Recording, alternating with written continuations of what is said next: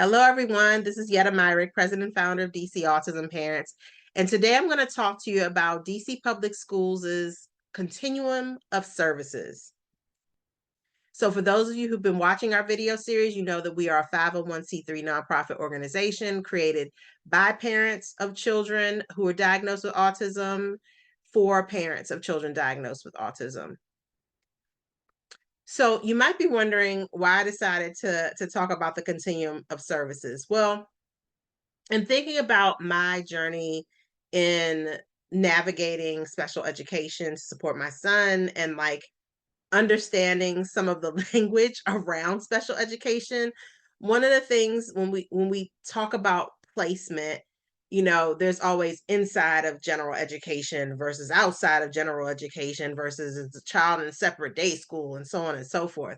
And I really wanted to demystify this. And I came across this a little while ago, and I was like, okay, now's the time to share this with you. So DCPS provides a continuum of services, and this is from their website, and you'll see the link below this video for students ages 3 through 22 with disabilities who have been found eligible to receive special education services.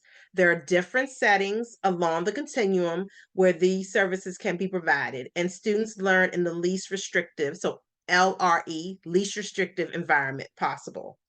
So inside of general education means that the specialized instruction and related services for students with disabilities will be served while they are with their peers without disabilities in a general classroom.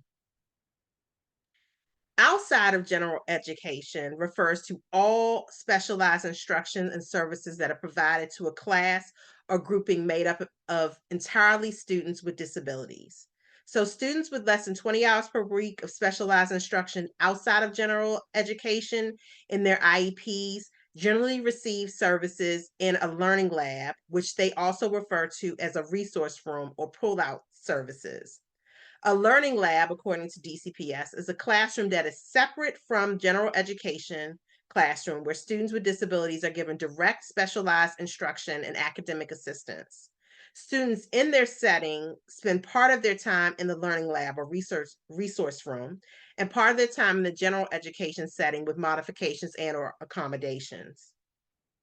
DCPS also has self-contained, so that's this is the third box here. Self-contained classrooms. And these are district-wide and provide specialized supports to students with 20 or more hours per week. So 20 or more versus a 20 below of specialized instruction outside of general education in their IEPs. And self-contained classrooms, according to DCPS, are designed to give more support to students with disabilities who have a higher level of need. You will also see that there are separate day schools. So separate day school could be a Kennedy Krieger or Ivy Mount, non-public placements that are outside of DC, outside of the DC public school system. And sometimes they're outside of DC and our students are bused, right? Outside of the district to these placements. And again, this is all determined on the individualized IEP. And then even further, there are some residential schools where students actually have to live outside, like not at home, and live at a school placement. And that would be the most restrictive environment according to DCPS's continuum.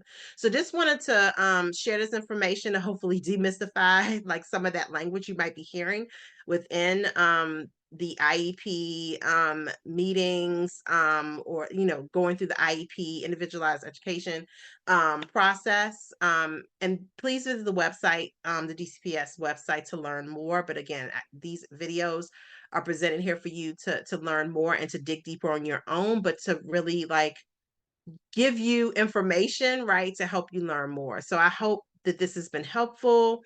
As always, check out our video series, comes out on a weekly basis.